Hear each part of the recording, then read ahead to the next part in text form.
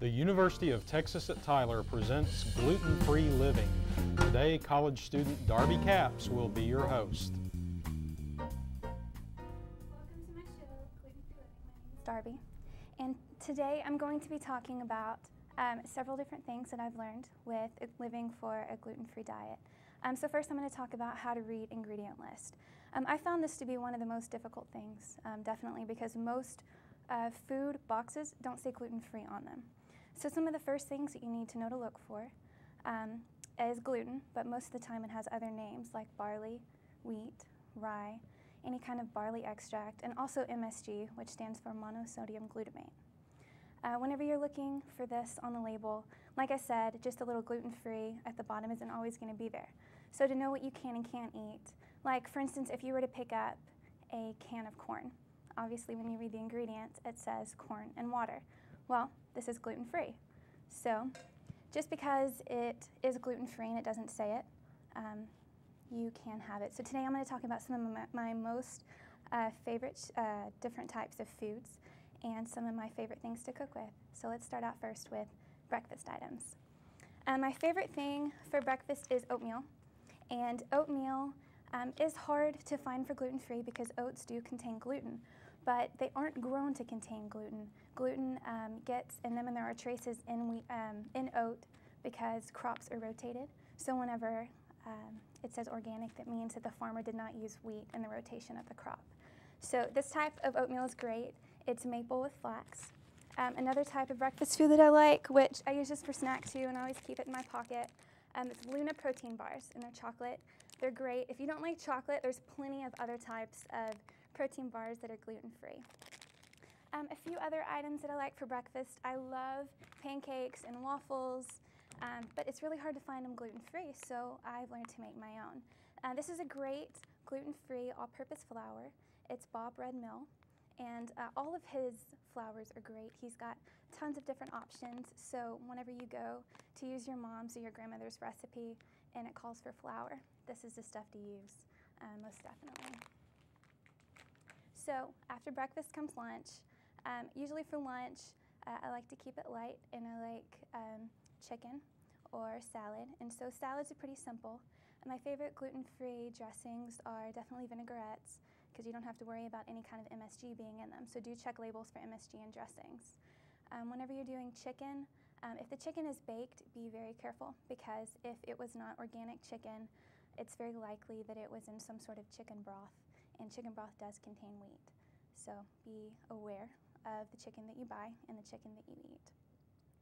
Now moving on to some of my other tips for cooking as well. Whenever you are in a convenience store and you're looking for a quick snack during the day, you really want to be aware of gluten being in things even though gluten is not in the ingredient list. For instance, peanuts and peanut butter. If it's not organic, again with the crop rotation, usually a lot of people that farm peanuts will also farm wheat. So again, the crop rotation is an issue, so be very careful and aware whenever you're doing that. I found that in a lot of things that I've tried to cook at home, and I use my mom's and my grandmother's recipes, it has been difficult, but there are other alternatives besides using just flour, even the all-purpose flour, because I know that it's not the same. It's a little bit more bitter, not quite as sweet as the wheat flour that you're used to cooking with. So two really great alternatives are rice and corn. I really like using rice for lighter meals, and corn is great with heavier meals. And a little later on in the show, I'll explain exactly which food groups I use for corn and for rice. Other things that you can bring into your diet when you can't just have grain are potatoes and rice. And when we get back from the break, I will share some of those with you. So hold tight for just a minute, and we'll be right back.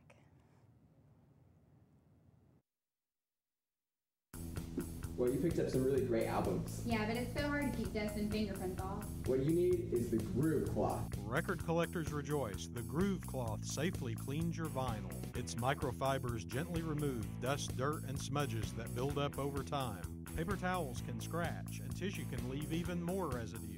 But the Groove Cloth cleans without damaging your vinyl. The Groove Cloth is great for CDs and DVDs too. Stay in the groove with the Groove Cloth. welcome back to my show, Gluten-Free Living. Now we're going to talk about some of the things that I cook for dinner and then some baking that I do. So a really easy thing to do is soup. Now Amy has a great organic line, and specifically her soups, super easy, microwavable, or you can do stovetop if you like. This is my favorite. It is the tomato. Another good one is black bean, and the majority of them are gluten-free, and the great thing about Amy's is it says gluten-free on the back label, which makes it really easy whenever you're trying to find gluten-free foods. Breads are really hard to find, and it's hard to find a good one that you like. So whenever you're wanting to bake or make your own, there are plenty of gluten-free specialty bread packages, such as pizza crust, dinner rolls, dinner breads. There's plenty of different kinds for you to try. Another great idea for a substitution for pizza crust is actually cauliflower and egg, and I know that sounds really gross, but it ends up tasting and cooking just the same. It's good. It ends up like a pita bread. So whenever you want grains with your dinner, obviously you can't have things like couscous, which is upsetting because that used to be my favorite before I found that I couldn't have it anymore. So something I've used to substitute is risotto, and this brand is gluten-free. They've got tons of different kinds. This is creamy Parmesan. They also have a Florentine that has spinach and mushroom, and really easy to cook. Leave it on the stovetop for 20 minutes and you're good to go. And for all of you college students who like ramen noodles, well, here is your gluten-free choice. It's Thai Kitchen, and this is a spring onion. They're really easy and they're good.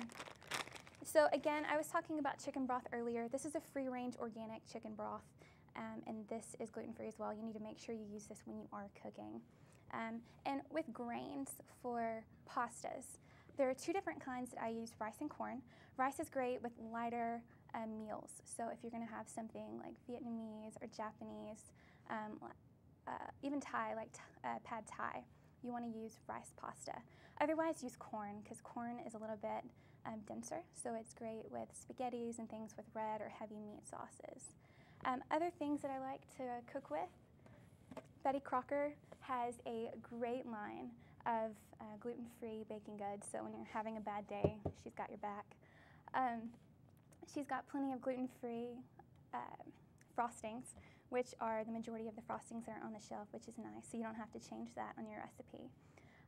Her cakes, her brownies, her cookies, she's got everything. Midel, if you don't feel like baking or having to go through the process, there are gluten-free cookies that you can just buy off the shelf. They have vanilla ginger snaps, and they have chocolate chip cookies, and then these arrowroot cookies are just like animal crackers, so I get to be a little kid. My other favorite is this. These are little fruit snacks. It's pretty much like a grown-up's fruit roll-up, so these are good to keep in your purse, or guys, in your pockets if you don't carry a purse. And then lastly, gluten-free pretzels. I did love pretzels before, and you can still have them, and they're great. A lot of dips do have gluten in them because there's a lot of spices, and most of the time there is MSG. So and a great alternative to dip your pretzels in would be a hummus dip, even a guacamole dip, because those are easy to make at home.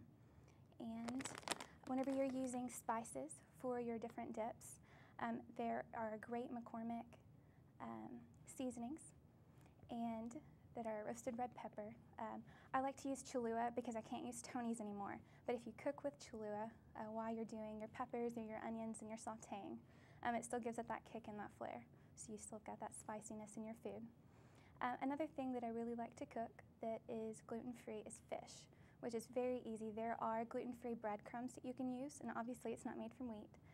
It's made from corn, so there's little tortilla breadcrumbs.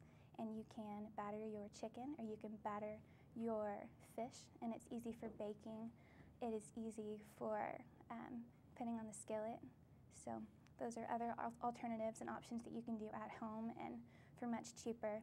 Again, with the Amy's line, if you like Mexican food, it's really easy to go into places like Drug Emporium and to buy their frozen dinners. So again, thank you so much for coming in, and I hope to see you again soon.